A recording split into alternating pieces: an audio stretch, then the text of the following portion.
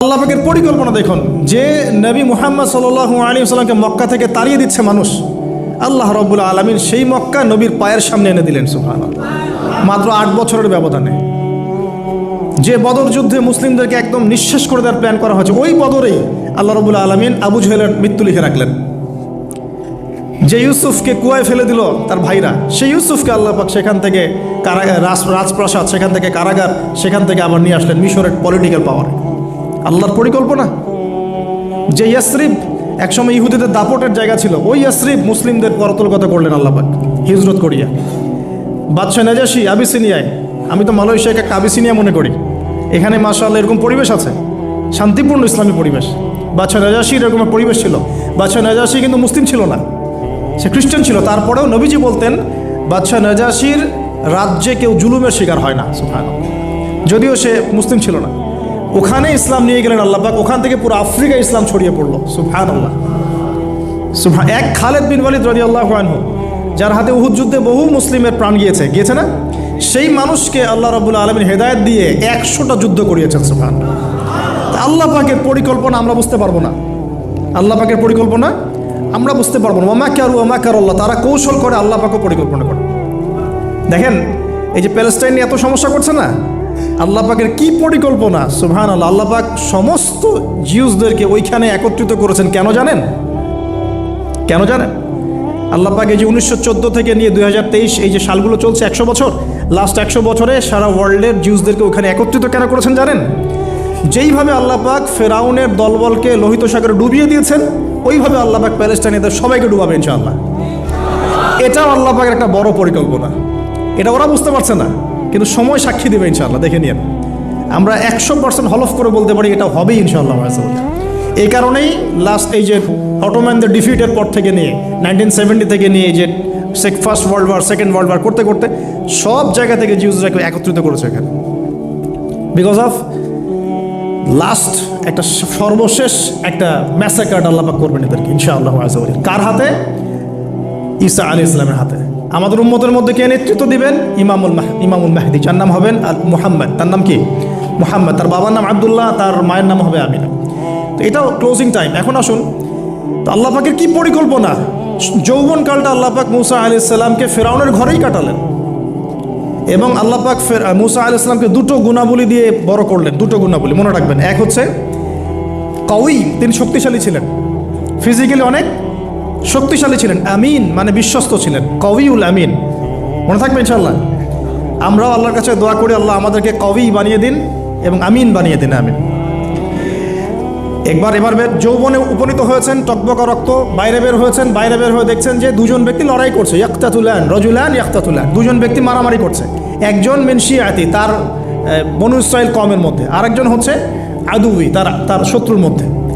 তো মুসা আলাইহিস সালাম গিয়ে সাহায্য করতে চাইলেন তার কম। আমরা বলি না দেশি ভাই সাপোর্ট দিই, তাই না?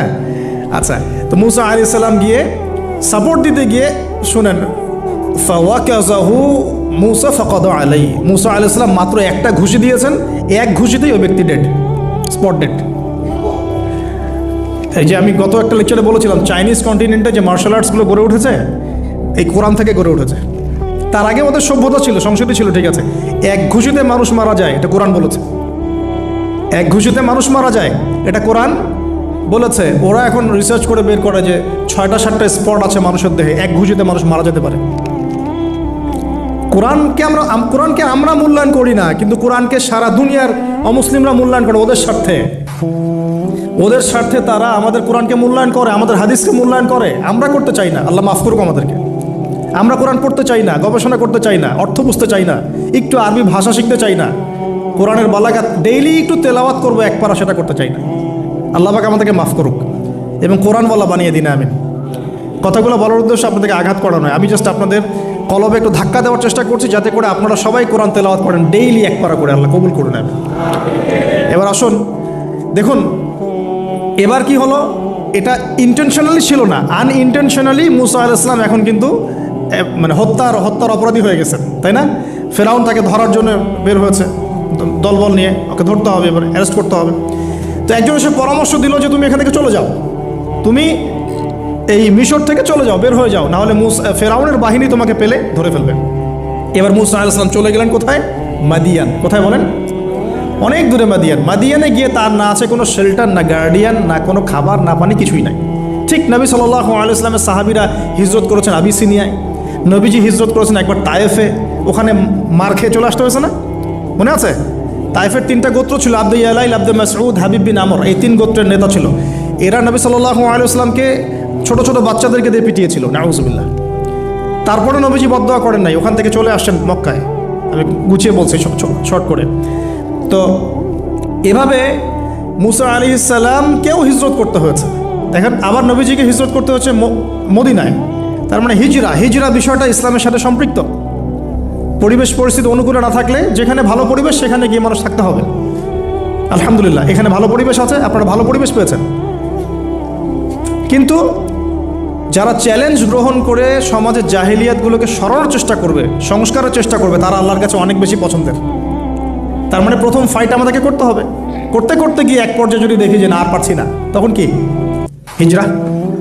এটা মাথায় রাখতে হয়। এখন নবী সাল্লাল্লাহু আলাইহি ওয়াসাল্লামকেও করতে হচ্ছে। মুসা আলাইহিস সালাম চলে গেলেন মিশর থেকে কোথায় বলেন?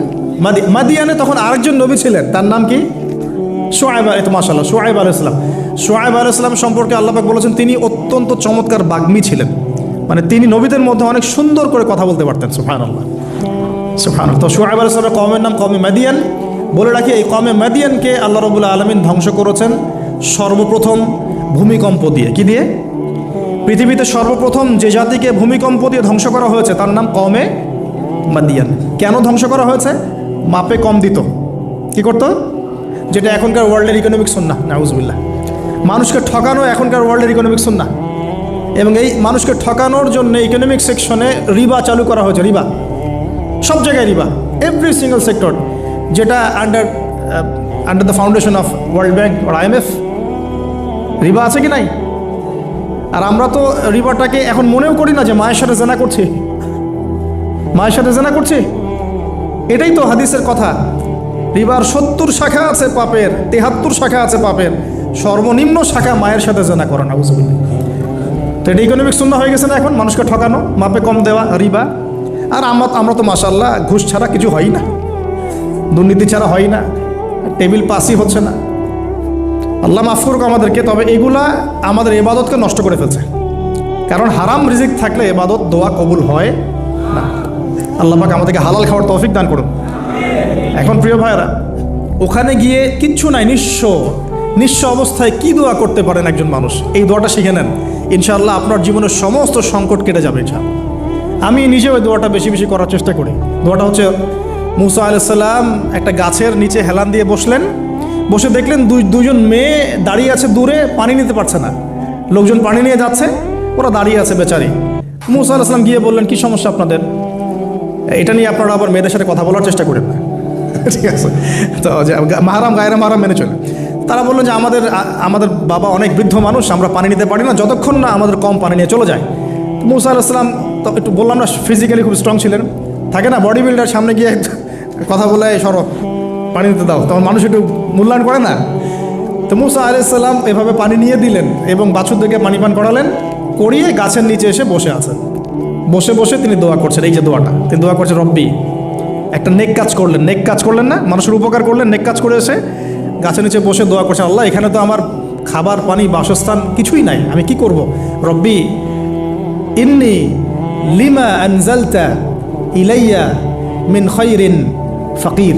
রব্বি ইন্নি লিমা আনজালতা ইলাইয়া মিন খায়রিন ফকির। আবার বলেন, রব্বি ইন্নি লিমা আনজালতা ইলাইয়া মিন খায়রিন ফকির। অর্থ হচ্ছে, হে আল্লাহ, তুমি তোমার পক্ষ থেকে আমার উপরে যে নেয়ামতগুলো দিবে, আমি এর জন্য ফকির হয়ে বসে আছি আল্লাহ। অর্থ বুঝে পড়বেন ভাই, নামাজ রোজা হজ জাকাত যাই করেন আল্লাহর ওয়াস্তে অর্থ বুঝে পড়বেন। অর্থ বুঝে পড়লে আপনার ইবাদতের স্বাদ পাবেন, তৃপ্তি পাবেন, আল্লাহর সাথে কানেকশন হবে, আল্লাহর নূর পাবেন, মাআরিফত পাবেন, সত্য স্বপ্নও দেখবেন তখন ইনশাআল্লাহ। তখন শুয়ে শুয়ে সত্য স্বপ্ন দেখবেন ইনশাআল্লাহ। আল্লাহ পাক তৌফিক দান।